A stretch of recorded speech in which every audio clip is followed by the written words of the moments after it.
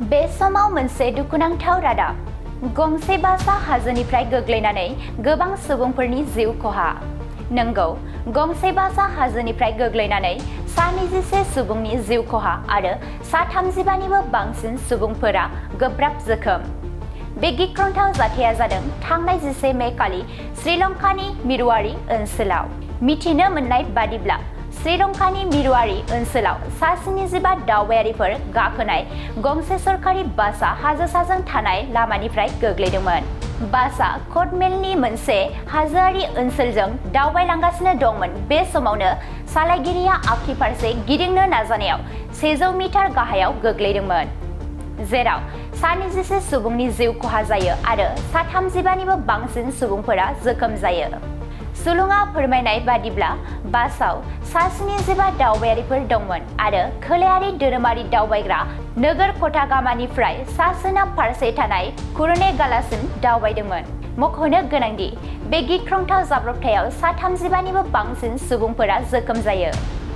बेनि गेजेराव 115आ गोब्राब थासारियाव दं, जेराव 2 गथ'फोरबो दं होननानै मिथिनो मोन्दों। जोखोम जानाय सुबुंफोरखौ नुवारा एलिया कम्बलाई आरो नुवालापट्टी देहा फाहामसालियाव थिसनदों। श्रीलंकानि हान्था-मेला आरो राजालामानि लेङाइ मन्थ्रि प्रसन्ना गुणासेनाया थैनायनि अनजिमाखौ रोखा खालामदों आरो जाब्रबथायनि सायाव गोख्रों नायबिजिरनो बुंथियो। बे समाव मोनसे दुखुनांथाव रादाब गंसे बासआ हाजोनिफ्राय गोग्लैनानै गोबां सुबुंफोरनि जिउ खहा। नंगौ, गंसे बासआ हाजोनिफ्राय गोग्लैनानै 124 सुबुंनि जिउ खहा आरो 135निबो बांसिन सुबुंफोरा गोब्राब जोखोम। बे गिख्रंथाव जाथाया जादों थांनाय 11 मे खालि श्रीलंकानि मिरुआरि ओनसोलाव। मिथिनो मोननाय बादिब्ला श्रीलंकानि मिरुआरि ओनसोलाव 175 दावबायारिफोर गाखोनाय गंसे सरकारि बासआ हाजो साजों थानाय लामानिफ्राय गोग्लैदोंमोन। बासआ कटमेलनि मोनसे हाजोआरि ओनसोलजों दावबायलांगासिनो दंमोन। बे समावनो सालायगिरिया आगखि फारसे गिदिंनो नाजानायाव 100 मिटार गाहायाव गोग्लैदोंमोन, जेराव 124 सुबुंनि जिउ खहा जायो आरो 135निबो बांसिन सुबुंफोरा जोखोम जायो। सुलुङा फोरमायनाय बादिब्ला बासआव 175 दावबायारिफोर दंमोन आरो खोलायारि धोरोमारि दावबायग्रा नोगोर कटागामानिफ्राय सा-सोनाब फारसे थानाय कुरुनेगालासिम दावबायदोंमोन।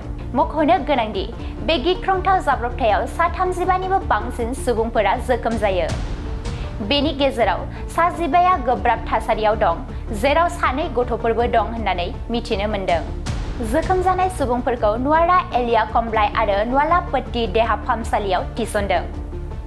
श्रीलंकानि हान्था-मेला आरो राजालामानि लेङाइ मन्थ्रि प्रसन्ना गुणासेनाया थैनायनि अनजिमाखौ रोखा खालामदों आरो जाब्रबथायनि सायाव गोख्रों नायबिजिरनो बुंथियो।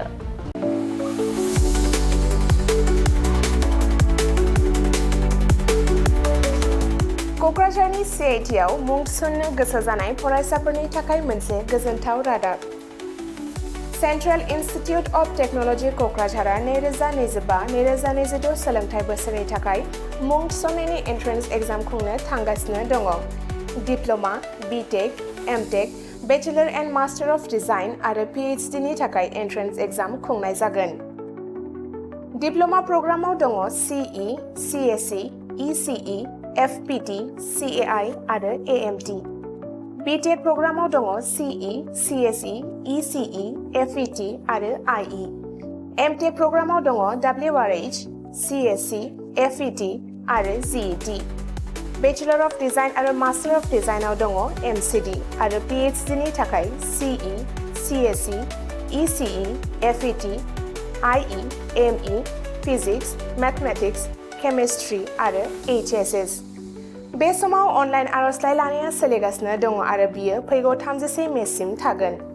डिप्ल'मा, BTech आरो MTech नि एन्ट्रेन्स एग्जामखौ फैगौ 8 जुनाव खुंनाय जागोन आरो PhD नि एन्ट्रेन्स एग्जामखौ 15 जुनाव खुंनाय जागोन। आबुङै मिथिनो थाखाय एडमिशन सेल CIT क'क्राझारनि मबाइल नम्बर 9365031406 आव सुलाद लानो हागोन एबा query2025@cit.ac.in आव इमेल खालामहरनो हागोन। बेनि अनगायै cit.ac.in एबा admission.cit.ac.in बे मोननै वेबसाइटआव हाबनानै नायनो हागोन।